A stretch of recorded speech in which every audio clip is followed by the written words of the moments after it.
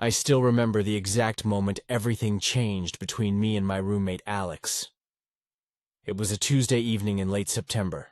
Rain drummed on the window panes, the kind of steady patter that seemed to magnify every sound inside the old two-bedroom apartment we'd been sharing for 6 months. I was back from the library later than usual. My backpack was soaked, my shoes squelched with water. I unlocked the front door, slipping off my wet coat, hung it by the entry. There was that familiar smell, old wood, the sharp tang of detergent. Alex's cologne mingled with whatever I'd cooked for dinner earlier. I paused at the threshold of our shared living room. Lights dim, a single lamp casting soft shadows. That's when I heard it, a soft rustling, a subtle sound out of rhythm with the steady rain. My heart skipped. I knew Alex was home because I'd seen his car outside. Carefully, I moved down the hallway toward his bedroom. The noise louder now. A breath haltered. Bed sheets shifting. Curiosity, panic. Something mixed in my chest. I knocked on his door quietly, then opened at a crack. What I saw made me stop in my tracks. Alex, shirt off, curled over the bed's edge, hands hidden beneath the covers. He was clearly pleasuring himself. For a moment I froze. Then I slammed the door shut, stepped back, my cheeks burned. Embarrassment, confusion, something unexpected.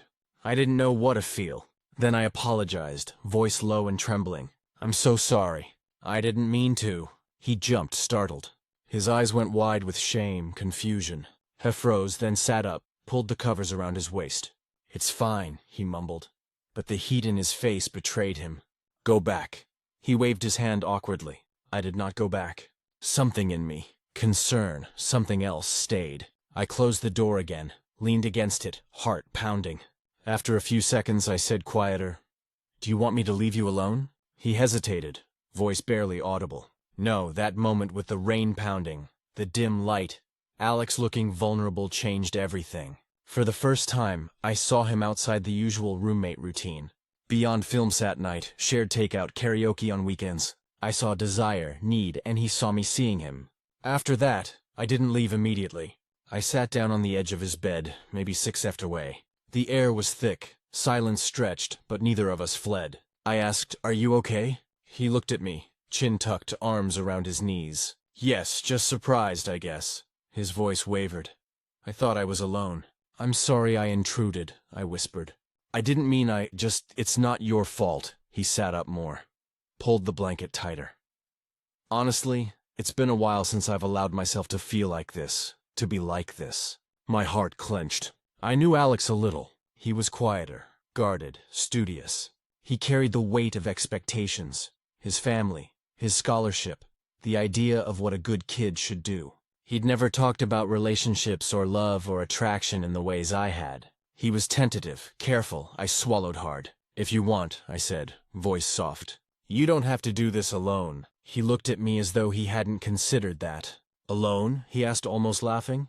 "You mean with you here?" "Yes." My voice shook for reasons I couldn't quite name. "If that helps." He bit his lip, closed his eyes. For a moment, I thought he would say no, but then he nodded barely. In that moment, I offered my hand. "May I help?" His eyes opened again, unsure, frightened. Something tender flickered. "Okay." I moved forward slowly. I wasn't sure what to do. This wasn't a script, but I placed my hand, a light touch, across the blanket near where he needed comfort. I didn't cross boundaries. I asked, "Is this okay?" He nodded. A nod so slight I almost missed it. My heart thudded. I held that moment, the electric hush, the storm outside, our breathing. I leaned in, voice a whisper. "Tell me what you want." He took a shaky breath. And under that low lamp, I helped, not explicit, but caring, gentle, guided by his words, respecting his boundaries. My heart was full of compassion, of desire, but mostly of this raw, fragile connection. Later, when he pulled back, wrapping the blanket fully around him, I stayed. He looked at me, really looked, eyes moist, soft. "Thank you," he said, the words small. "Any time," I replied, voice thick. "You don't have to hide." We sat for a long while. The rain softened. The lamp glowed. Neither of us spoke much. The energy between us shifted. I saw in him a courage I didn't know he had. I felt something in me shift, too. This wasn't just roommate co-living giving. There was affection, possibly more. I'm Jamie, by the way. When we moved in together, Our version of friendship was friendly banter, shared chores, occasional movie nights. Alex was quiet, studious. I was more expressive, always sketching, always chatting. He teased me about my art, being too dramatic. I laughed, said he was just jealous. We were good roommates, but I didn't expect this. Over the next few days, we moved around each other more carefully. There was a suspended moment in every glance. I caught Alex looking at me over his coffee in the morning. Sometimes I'd catch him when he thought I wasn't looking. Sometimes I'd feel his hand brush mine. Accidental, intentional. When reaching for a plate, I'd freeze.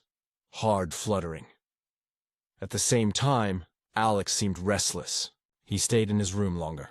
At night, I heard him turning over or holding the pillow close. He looked distant in our shared kitchen. When I asked about his classes, I knew something was building inside him, just like inside me.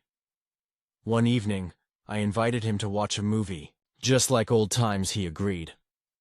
Though hesitated, we sat on the couch.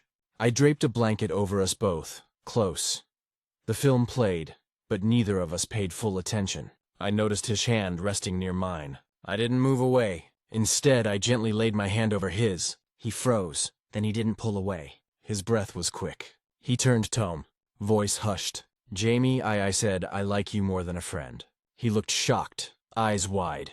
Rain started again, shadows flickering across the room. He picked up the corner of the blanket, fiddled with it.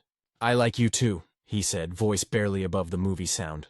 I felt relief, then guilt. Was this too fast? Was I putting him under pressure? But he didn't look unhappy. He looked hopeful. We didn't kiss that night. It felt too soon, too overwhelming. But we held hands, leaned in, rested our heads together. Inside, I wrestled with so many feelings. Fear that I'd misread him. That he only said what he thought I wanted to hear. Shame, mine, his guilt. We were roommates. What if things got awkward or strained the rest of our life together? Hope shimmering thing. I tried not to let myself believe. Alex had inner conflicts too. He was raised in a conservative home. He'd never admitted to anyone how he felt, not even himself, until that night when I found him. He worried about rejection, about being judged, about losing friends. He worried about whether his attraction was something to be ashamed of. Yet under it all there was longing for touch, for connection, for someone to accept him exactly and wholly. Between us nights felt electric. Silence spoke volumes. I'd lie in bed in my room, hear his breathing, sometimes tears. I wanted to comfort him, but worried intrusion would push him further away. So I waited in my room listening. One night I drew a sketch, two figures under rain, reaching out to one another. I taped it on our refrigerator. It was anonymous, but I hoped he'd see it. When he did later that evening, he stood looking at it. For a long time I caught him watching it. He traced the outline of the paper with his finger, then turned to me. "Did you?" He started. "Yeah," I said, heart and throat. "It's us, I guess. Or maybe who I hope us could be." He nodded, a tremble in his voice. "I like it, that was all." But it felt like everything. Over the next few weeks, things changed. The days were still, quiet moments loaded with unspoken tension. Summer had turned to early autumn. Leaves outside turned golden, drifted against our windows. The rain came more often. Inside, we were both warmed by candles, by the flicker of shared blankets, by proximity. I wanted to move forward, connect, deepen. Alex, still cautious, pulled back at times. We'd be watching a movie. I'd try to lean in for a kiss, but Alex would freeze, pull away gently, or at night I might whisper his name, hesitating, and he would excuse himself to his room. I understood the fear was there. Fear of what might come if we let go entirely. One day at school, Alex was quiet. He didn't text me back. I tried to reach him. He said he was too busy. I accepted, though my heart tightened. I worried perhaps he regretted what happened, that I misread his kindness, that he wanted room enough to think it through. That evening, I cooked dinner. After the smell of garlic and onions, I set 2 plates for us. I called him upstairs. He came into the kitchen with an unreadable face. "Food's ready," I said, trying to sound casual. He headed over, but stopped. He looked at me. "Jamie, we need to talk." My stomach dropped. "Okay," he swallowed. I like you a lot. I really do." He paused, looked at the floor. "But I don't know if I'm ready to everything. I'm scared that if I let you in, I'll break or I'll hurt you." "I'm scared too," I admitted. "But I want to try, only as far as you're comfortable." I reached out, touched his arm. "I care about you, if you need time." He looked at me, his eyes glistening. He said, I've never done this before. Never with someone I care about. It's easier to pretend I don't feel so much. Easier to keep things simple. He laughed. Brittle. That's the thing. Fear of intimacy is powerful. It pushes us into walls of self-defense. Alex built walls around his heart because vulnerability felt dangerous. He'd been hurt in small ways. Rejection after coming out to a friend. A cousin's casual homophobia disguised as jokes. He carried all that armor even when he thought he didn't. I listened. Tried to see where he was coming from. Then I asked gently, what is everything to you? He paused. Then slowly, letting someone see my skin, letting someone touch me, letting someone know my desires, not ashamed, not hiding, letting someone love me without me trying to control or contain it all. My heart ached because I wanted exactly that. I wanted to be the one he trusted. When he opened his heart over the next days, we drifted. Sometimes closeness, sometimes distance. I gave space when he needed it. Some nights, he sat in the living room sketching. Sometimes I found him on his bed, head buried in pillow. I left him notes, tiny ones, thinking of you. You are brave. I'm here. I tried not to smother, but Toby present. One cold evening, we had to share a ride home from campus. The car was silent except for the radio. Alex shivered. Without thinking, I draped my coat around him. His shoulder pressed into mine. His breath quickened. I didn't push. I asked, is this okay? He nodded. After a few minutes, he leaned in, resting his head softly on me. It was small, but it felt like trust. Back at home, he stood in the hallway, reluctant to part. I said softly, I want you in my life fully, not just parts you think are safe. He looked at me, searching. The lamp in the hallway cast long shadows. He stepped closer. I could see his pulse in his throat. He reached for me. I closed the gap gently, pressing my forehead to his. We kissed, soft, trembling. It was not perfect. It was warm, kind, honest. He pulled back slightly. Thank you, he whispered, for not giving up. And thank you for being brave enough to try. Meanwhile, I had struggles too. I questioned, what if I'm not enough? What if the weight of his fear becomes something I can't carry? What if he regrets this loving someone who is still healing, still learning? There must be friction. There must be unseen fears on my side too. I felt exposed.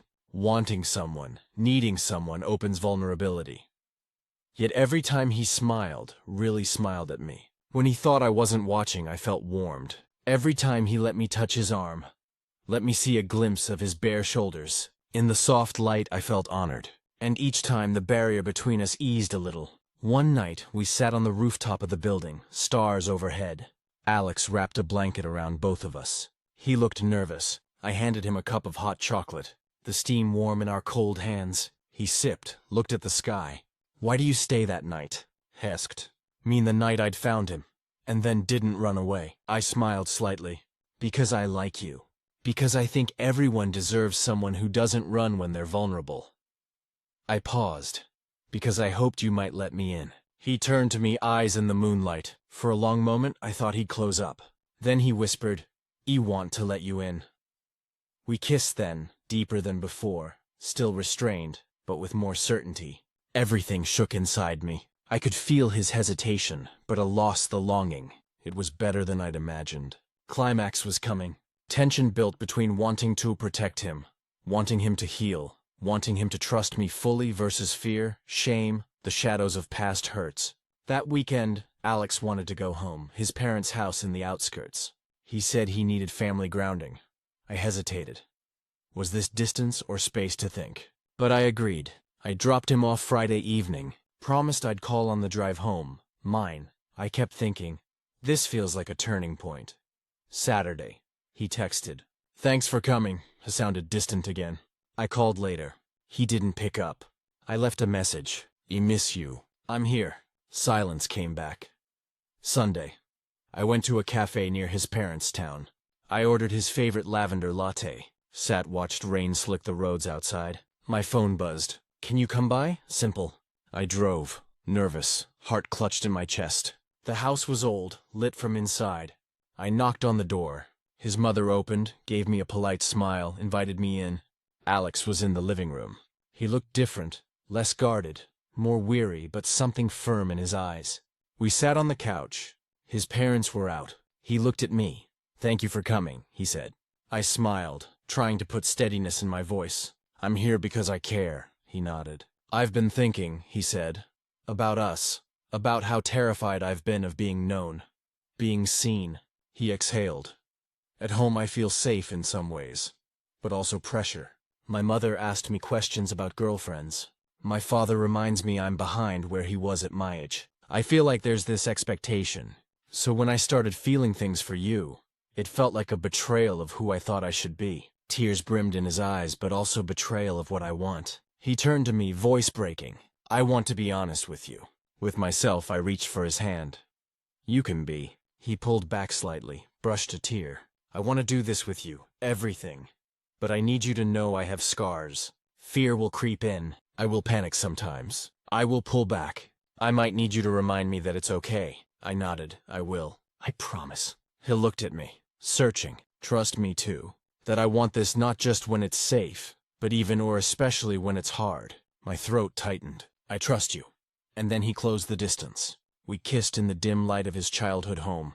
Not loud, not perfect, soft lips, hesitations then deeper, something raw and tender. I could taste the rain that had followed me. The lavender latte's sweetness. I felt his hand on my cheek. He paused, pulled back, looked at me like he was seeing me for the first time.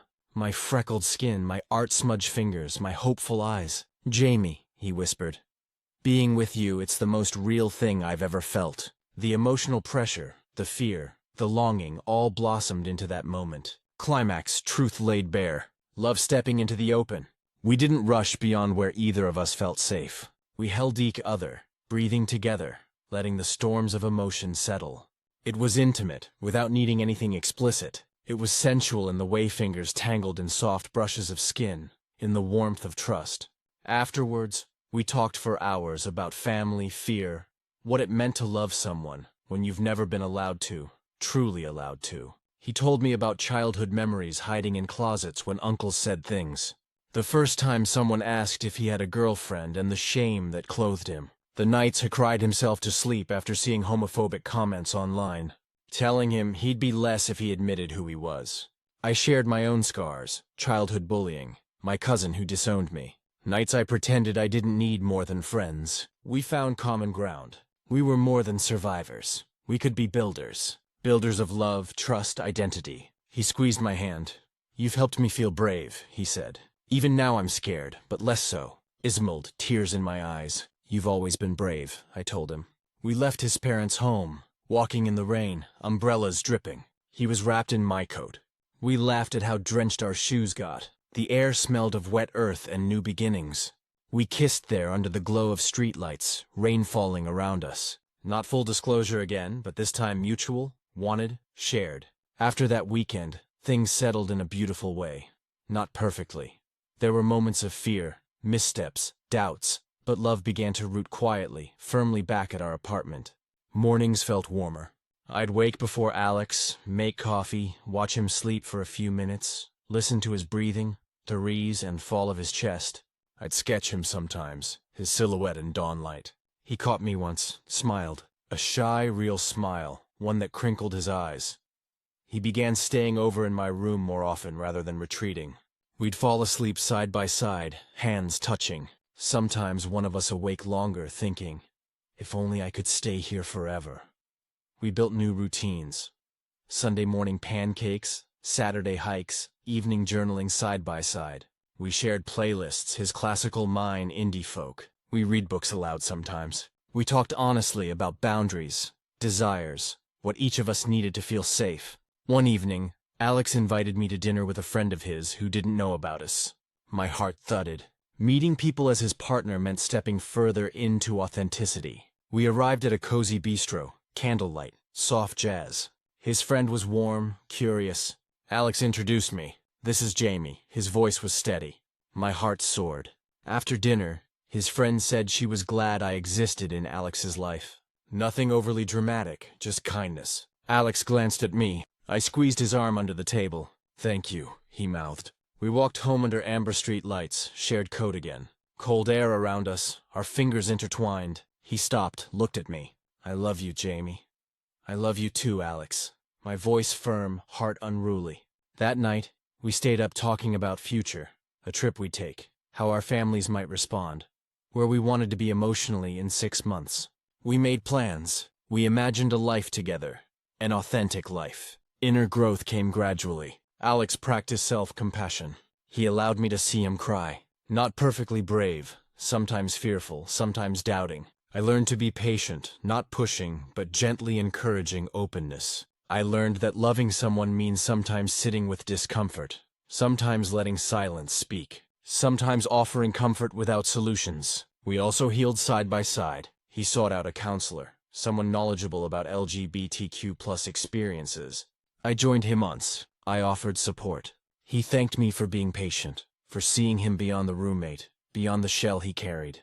I thanked him for letting me in, for trusting me with scars I didn't know existed. Emotionally, I grew too. I conquered pieces of my own fears, fear of abandonment, fear of repeating past heartbreaks. Alex's trust became a mirror reflecting my worth. I saw in him someone brave enough to choose vulnerability. Loving him made me braver. Loving him made me kinder to myself. Months passed. Autumn gave way to winter. Holidays came. We spent them together. We exchanged gifts. Alex bought me a sketchbook. With a cover of constellations, I'd drawn him as a surprise. I got him a necklace with a small crescent moon. Something simple, symbolic of the nights we watched stars. The nights he said he felt like hiding, but still looked up. On a snowy evening, we went ice skating at a town rink. Lights strung overhead. Laughter around, breath visible in cold air. Alex slipped. I caught him.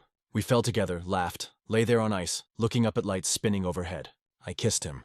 Then under soft laughter and twinkling bulbs, he kissed me back with a warmth beyond the cold. We went home, fingers entwined. He leaned in, soft voice. "You've given me home," I whispered.